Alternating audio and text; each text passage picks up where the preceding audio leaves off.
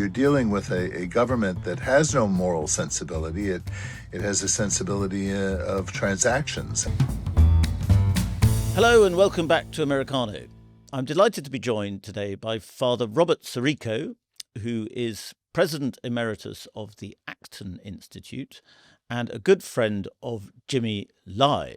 Jimmy Lai is the British passport holder and Hong Kong businessman who on Monday was found guilty of seditious activities by the Chinese authorities, and he may spend the rest of his life in prison. It's quite a shocking and profound story with large geopolitical implications.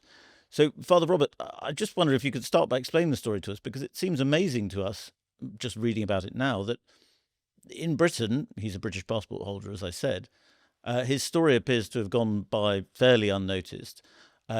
America, there is a campaign to raise awareness, which you're part of, but it's not perhaps at the level one might expect. It's amazing. This was his verdict. He's guilty. The sentence will be coming whenever the Chinese government, but he could be sentenced to life. And why people aren't more interested in this is amazing. I suppose part of it has to do with the advantage that a lot of people have in trading with China. I think part of it has to do with the fact that he's an explicit Christian, which is unbecoming in modern culture, and also that he's an explicit businessman and philosophically a believer in the free market, a disciple of Hayek and Friedman and things like that. So I think there are certain things like that might be working against him in the popular secular mindset. Well, Donald Trump has said that he would like him to be freed, and political figures in the UK have done too. But there's no concerted campaign, I think it's fair to say. I'm not sure what that campaign would look like. I mean, I remember Solzhenitsyn. I'm old enough to remember Solzhenitsyn. Certainly Mandela. There were worldwide campaigns on their behalf. Sherinsky just wrote a letter. Remember, Sherinsky was the exiled Soviet protester. Just wrote a letter to Jimmy Lai, a very encouraging letter. So this is part of what we're trying to do, is build this national moral sensibility. Of course, you're dealing with a government that has no moral sensibility. It has a sensibility of transactions, and this is where I think Trump could really help the situation, believe it or not, because Trump knows how to make a deal.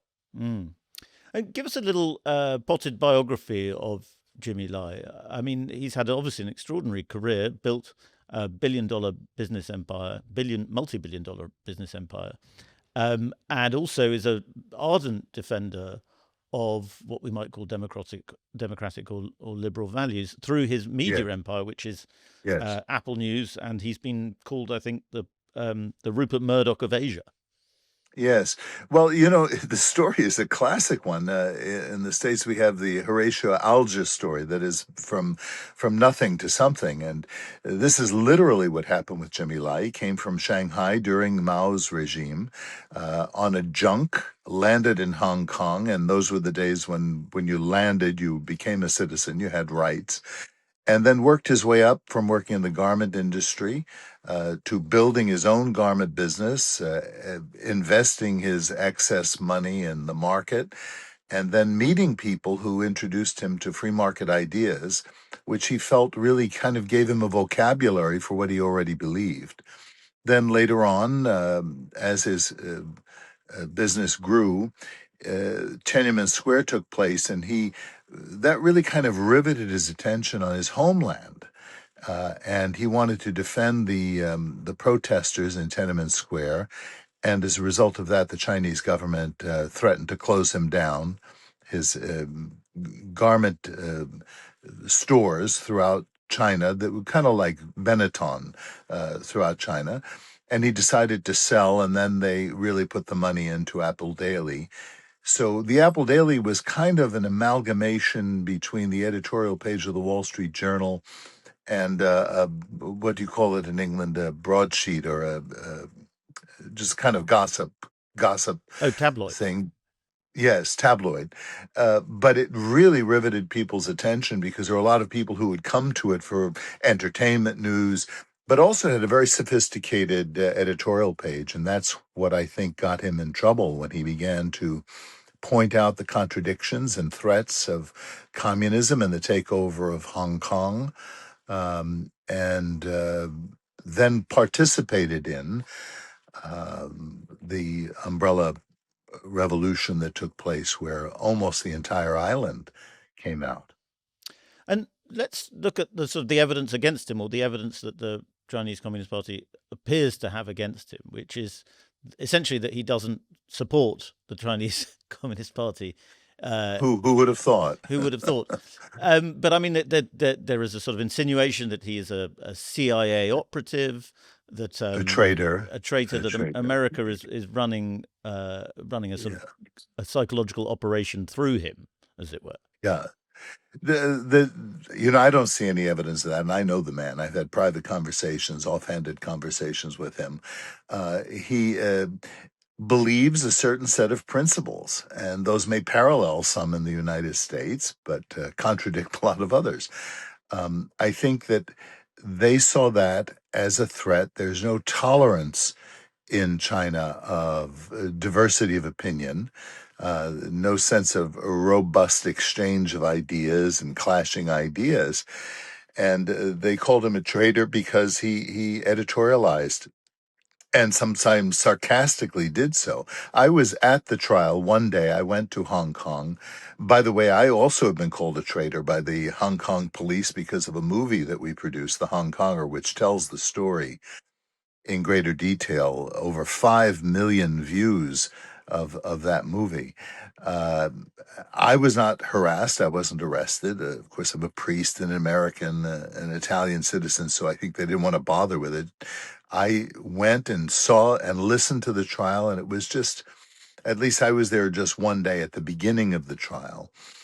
And it was just a rehash of emails and editorials and accusations. But he spent, I forget how many days on the witness stand in his own defense, and they weren't able to come up with a smoking gun. And these three judges, I mean, come on, these are obviously operating at the behest of the Chinese authorities in Beijing.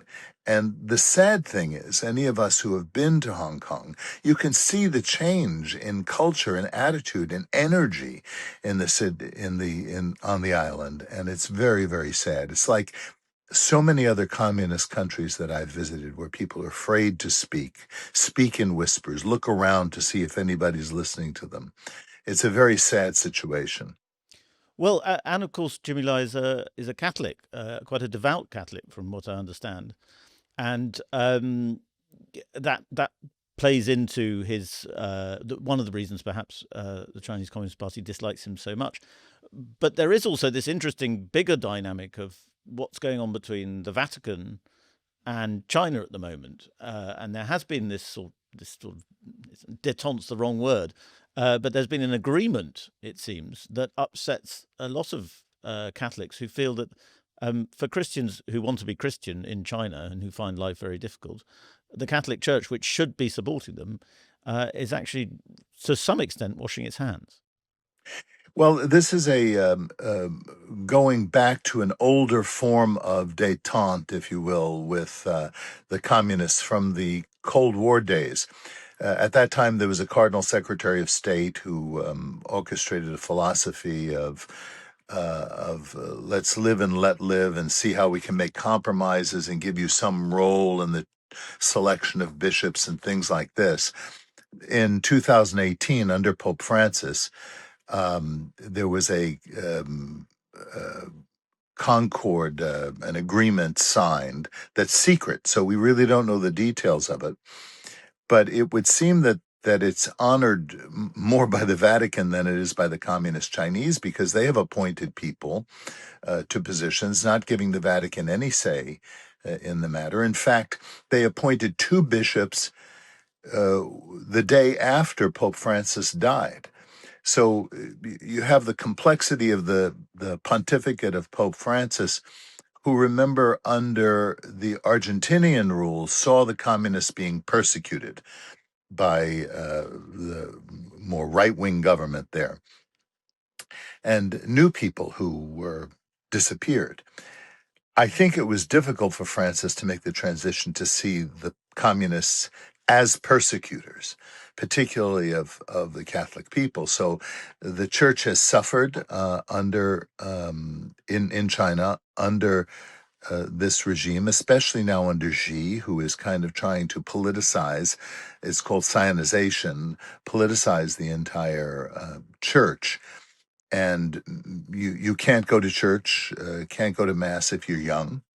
And this, by the way, isn't just Catholics. It's the Uyghurs. It's any number of people. The evangelicals are suffering from this. And they've even tampered with the scriptures and are trying to put communist figures as martyrs in the church, as saints. And Cardinal Zen, who was the Cardinal Archbishop of Hong Kong for many years, has spoken out forcefully. He was, by the way, the one who baptized Jimmy Lai. And so the opportunity now is under this new pontificate, and whether this new pope, who is studying the situation, he says, because it's an enormous question how he can understand how to deal with this. But we already have an indication because Pope Leo has met with Teresa and Claire Lai, the wife and daughter of Jimmy Lai, in October at a public audience. There are photographs available of that. So it might indicate something's going on, but now's the time for it to happen between now and the sentencing for something to give. Well, the hope perhaps was that Pope Leo, as an American, would be quite robust on this, perhaps more robust than Pope Francis was. Yes, of course, he's the least American of all the American cardinals, who was elected. I think a Cardinal Dolan would have had a culturally difficult time, in the Vatican. But there you have it. And he certainly, Leo would understand, although he's spent a good deal of his life in Peru. But I think he's a canon lawyer, and he seems to be a very judicious, cautious man. And I think he's just taking in the information to see what can happen. Well, Father, perhaps you could point us towards some more sources of information about Jimmy Lai and his plight, because, as I say, it is quite undercovered in the British press, or underread by its readerships. Anyway. Well, one would have to read what he's written and his public statements. He is,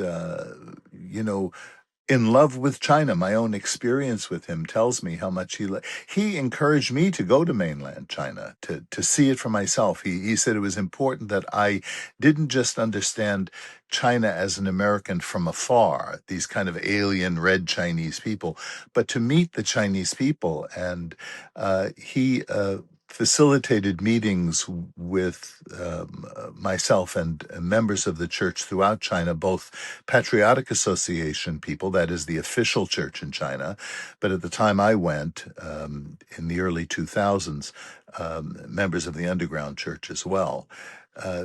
This was Jimmy Lai's posture. I mean, he is not the kind of irresponsible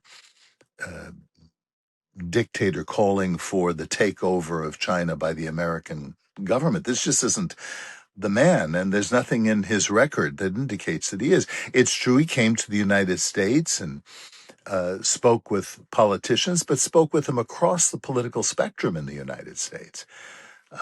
He's Nancy Pelosi, in addition to Vice President Pence at the time.